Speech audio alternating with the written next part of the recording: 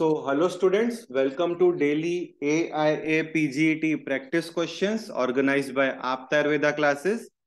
Daily, you are given a target of 10 questions and the time limit given to you is 15 minutes. Now, I will let you know how you can give the test. It's very simple. First, download the Aapta Ayurveda classes app from Google Play Store. After that, you have to complete the process of sign up. Once you have signed up, you have to enroll to daily live test course. And after enrolling, you can start appearing for the test. Once you are done with solving all the 10 questions, you can check the right answers or solutions with us on our YouTube channel, that is Aapta Ayurveda classes. So now let us begin with today's set of 10 questions. The first question is, सूची एक को सूची दो के साथ सुमेलित कर सही विकल्प का चयन कीजिए। आयुर्वेद इतिहास का ये क्वेश्चन है। सूची एक में देखिए सारे टीकाएं दी गई है और सूची दो में टीकाकार दिए गए हैं। ठीक है, तो फर्स्ट में देखिए आचार्य गोविंदपाद, आचार्य गोविंददास सेन, सदानंद शर्मा एंड आचार्य माधव। ठीक है, सूची दो में रस तरंगिनी, आयुर्वेद प्रकाश, रस हृदय तंत्र, भैषज रत्नावली। ठीक है, अब देखिए यहाँ पर एक एक करके हम इन दोनों को मिलाते हैं। तो आचार्य गोविंदपाद, इन्होंने कौन सी टीका लिखी है? इन्होंने लिखी है रस हृदय तंत्र। तो यहाँ ए के आगे 3 आ जाएगा। ठीक है, नेक्स्ट आचार्य गोविंददास सेन, इन्होंने भैषज रत्नावली पे टीका की है, तो यहाँ बी आ जाएगा। ठीक है, नेक्स्ट सदानंद शर्मा, सदानंद शर्मा रस तरंगिनी, तो यहाँ सी के आगे 1 आ जाएगा। एंड आचार्य माधव आयुर्वेद प्रकाश, तो यहां पर आ जाएगा डी। तो हमारा करेक्ट सीक्वेंस क्या होगा students? A3, B4, C1 and D2। Option B correct है यहाँ पर। ठीक है, याद रखिए ये टीकाएं इंपॉर्टेंट है, एमसीक्यू पॉइंट ऑफ व्यू पूछ सकते हैं। ठीक है, गोविंदपाद, इन्होंने रस हृदय तंत्र पर टीका की है। आचार्य गोविंददास सेन, इन्होंने भैषज रत्नावली पे टीका की है।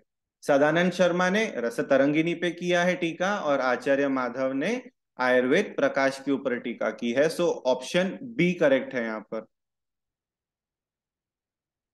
Next question, identify the image given below. द्रव्य गुण का ये क्वेश्चन है। अब देखिए स्टूडेंट्स, एआईपीजीटी में पिछले 2-3 सालों से आपने भी एक चीज नोटिस की होंगी कि इमेज बेस्ड क्वेश्चंस आना शुरू हुए हैं। तो हम हमारे ये डेली 10 क्वेश्चंस के राउंड के थ्रू हमारी कोशिश रहेगी कि आपको इमेज बेस्ड क्वेश्चंस की करवाएं। ठीक है, तो अब देखिए यहाँ पे आपके राइट हैंड साइड में इमेज दी गई है एक द्रव्य की, और आपको आइडेंटिफाई करना है कि ये कौन सा द्रव्य है। ऑप्शन ए शालमली, बी पलाश, सी जपा एंड डी कदम। अब बहुत लोगों ने इसका राइट आंसर गैस कर लिया होगा। इसका राइट आंसर है ऑप्शन सी जपा। ठीक है, ध्यान में रखिए ये जपा का इमेज है। इसका लैटिन नेम क्या है? हिबिस्कस रोजा साइनेसिस।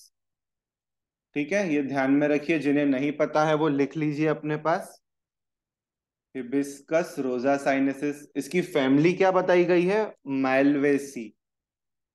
ठीक है, ये भी चीज ध्यान में रखो आप।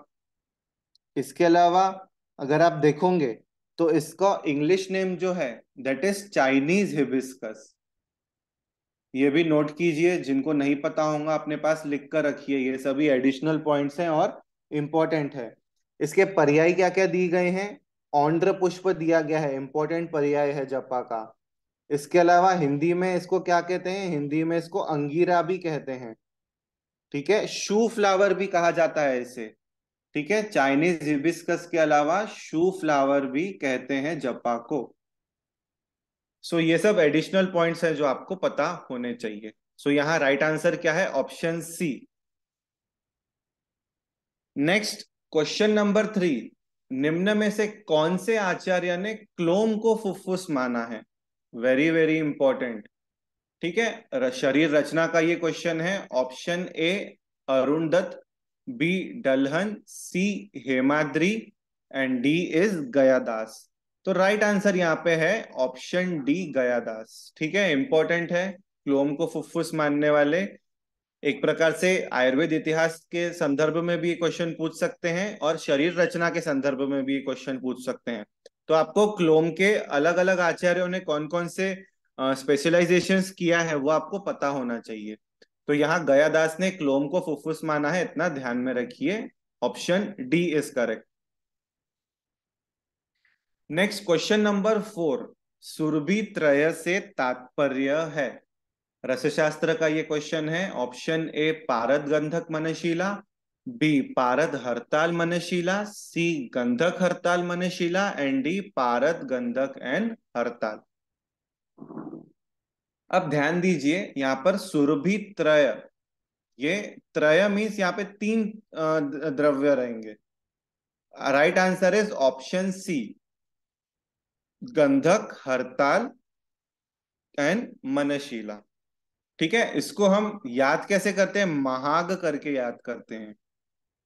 ठीक है, म से मनशीला, ह से हरताल एंड ग से गंधक। ठीक है, सुरभि त्रय, ये इंपॉर्टेंट पॉइंट है, ध्यान में रखिए।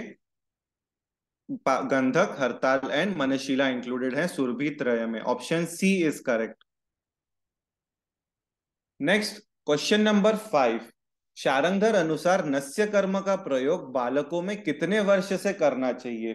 ठीक है, अब देखिए हम बहुत बार क्या है, लघुत्रयी के ऊपर इतना फोकस ही नहीं करते हैं कि वहां पे कौन कौन से इंपॉर्टेंट पॉइंट्स दिए हैं। तो हम हमारे डेली एमसीक्यू राउंड्स के थ्रू लघुत्रयी के भी मैक्सिमम पॉइंट्स कवर करेंगे। यहाँ पर एक इंपॉर्टेंट पॉइंट दिया गया है कि कौन सी एज में कौन सा कर्म करना चाहिए शारंगधर में, शारंगधर के पूर्व खंड के 6वें अध्याय में वो दिया है। तो उसी से रिलेटेड हमने ये क्वेश्चन लिया है।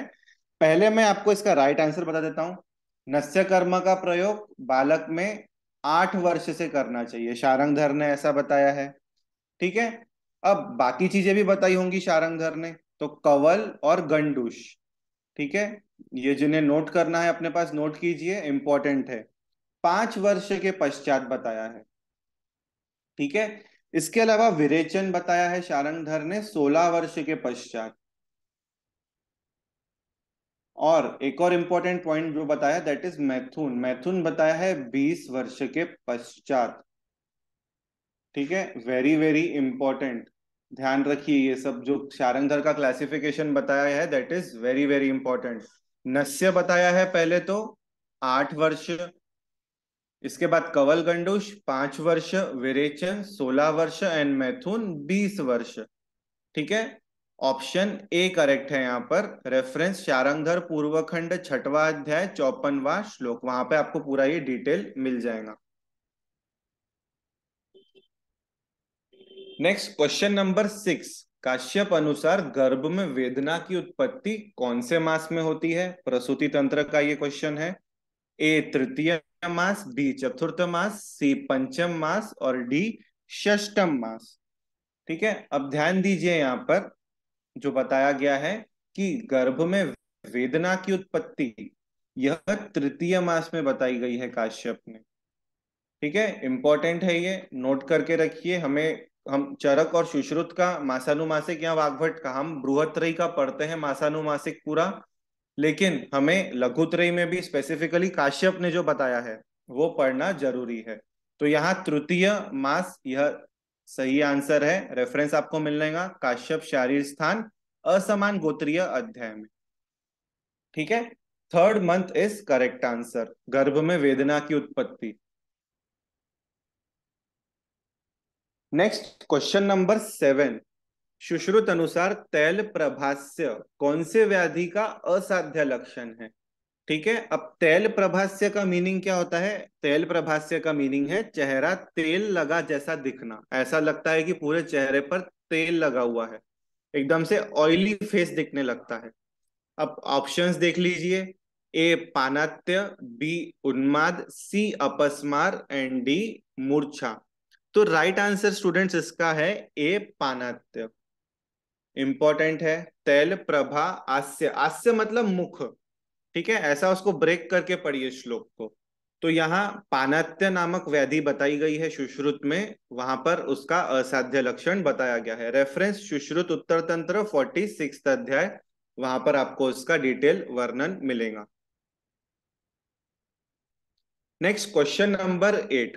ठीक है, अब देखिए हमारे एआईपीजीटी के पैटर्न में रीजन, असर्शन, स्टेटमेंट ऐसे क्वेश्चंस आते हैं, तो हम अपने इस एमसीक्यू राउंड्स के थ्रू उसकी भी प्रैक्टिस आपको करवा रहे हैं।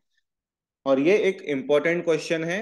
नीचे दो कथन दिए हैं, अब एक अभिकथन ए, अभिकथन यानी असर्शन, और दूसरा उसका कारण आर, आर यानी रीजन। ठीक है, काय चिकित्सा का ये क्वेश्चन है। अब ए यानी असर्शन देखिए क्या दिया है, स्नेहन, बस्ती, विरेचन तथा वमन उरुस्तंभ में नहीं करना चाहिए। रीजन देखिए क्या बताया है, उरुस्तंभ असाध्य व्याधि है, असाध्य व्याधियों के लिए कोई चिकित्सा नहीं बताई गई है। उपरोक्त कथनों के आलोक में नीचे दिए गए विकल्पों में से सही विकल्प का चयन कीजिए। अब देखिए हमें उरुस्तंभ के बारे में एक पॉइंट तो जरूर पता है कि उरुस्तंभ में पंचकर्म निषेध है।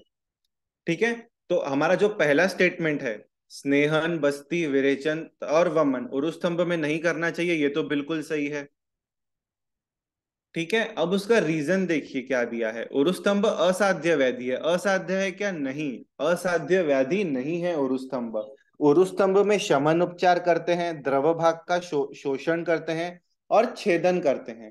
ठीक है, तो इसलिए असाध्य नहीं है, चिकित्सा करते हैं। असाध्य व्याधियों के लिए कोई चिकित्सा नहीं बताई गई है, ये तो ठीक है। बट उरुस्तंभ असाध्य व्याधि है क्या? नहीं। इंपॉर्टेंट है ये स्टेटमेंट, क्वेश्चन भी इंपॉर्टेंट है, ध्यान दीजिए। तो आर क्या है? आर गलत है अपना। ए सही है लेकिन आर गलत है, तो ये नोट करके रखिए आप, इंपॉर्टेंट।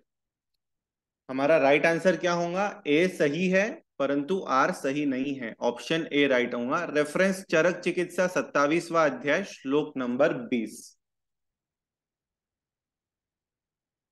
Next question number 9। सूर्य नमस्कार के आसनों को क्रम से लगाइए। ए प्रार्थनासन, बी पर्वतासन, सी अश्व संचालन, अश्व संचलासन, डी पाद हस्तासन एंड ई इज हस्त उत्थानासन। ठीक है, ये क्वेश्चन भी इंपॉर्टेंट है। अब पहले तो आप ये बताइए मेरे को कि जब भी हम सूर्य नमस्कार करते हैं तो पहला अपना क्रम क्या रहता है? फर्स्ट, सबसे पहले व्यक्ति नमस्कार आसन करता है। ठीक है, तो पहले मैं आपको इसका राइट आंसर बताता हूं। इसका राइट आंसर है ऑप्शन सी,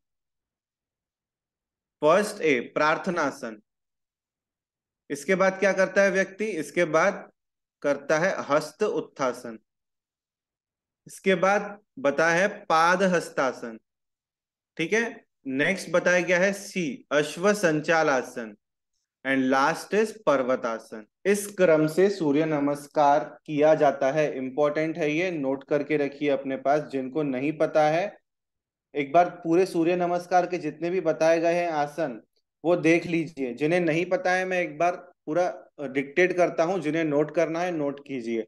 सबसे पहले प्रार्थना मुद्रा रहती है, जैसे प्रार्थनासन हमने देखा। उसके बाद हस्त उत्तानासन, दोनों हाथों को पीछे की तरफ लेता है। हस्त पादासन, ठीक है, एकदम बेंड हो जाता है और हाथों को अपने पैरों से जोड़ता है। इसके बाद अश्व संचालासन। नेक्स्ट जो फिफ्थ वाला बताया है दैट इज चतुरंग चतुरंग दंडासन। ठीक है, एकदम दंड के समान, धनुष्य के समान व्यक्ति का जाता है। नेक्स्ट अष्टांग नमस्कार। इसके बाद जो सेवेंथ है दैट इज भुजंगासन। एट्थ क्या है? पर्वतासन। नाइन्थ अश्व संचालासन।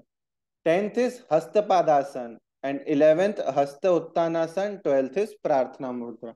इस तरह से 12 सूर्य नमस्कारों के आसन बताए गए हैं और वो पूरा सीक्वेंस आपको याद करना जरूरी है।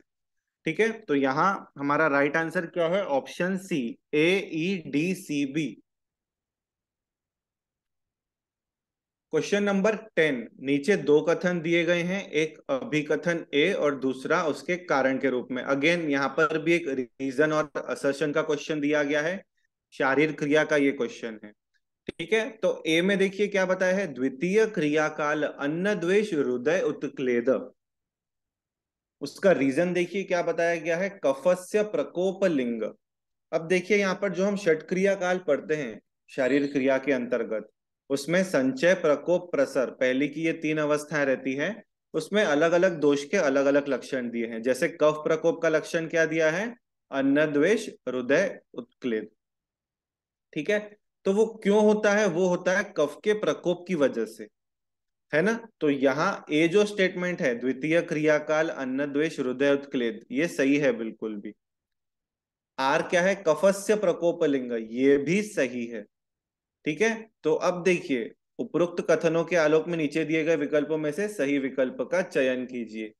यहां पर राइट आंसर क्या रहेगा? राइट आंसर रहेगा डी।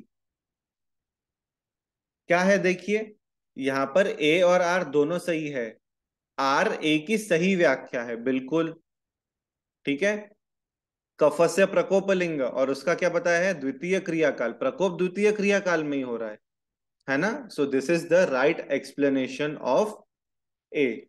ठीक है, तो आंसर क्या है? Option D. आपको रेफरेंस मिलेगा सुश्रुत सूत्र 21वां अध्याय 27वां श्लोक। षट क्रियाकाल का वर्णन कहाँ किया गया है? सुश्रुत सूत्र के 21वें अध्याय में, व्रण प्रश्नीय अध्याय में। इंपॉर्टेंट है ये। बहुत बार रेफरेंस के तौर पर भी क्वेश्चन पूछते हैं कि षट क्रियाकाल का वर्णन कहाँ किया गया है, तो आपको पता होना चाहिए। So right answer is option D, and this was our last question of the day. Thank you for your kind attention.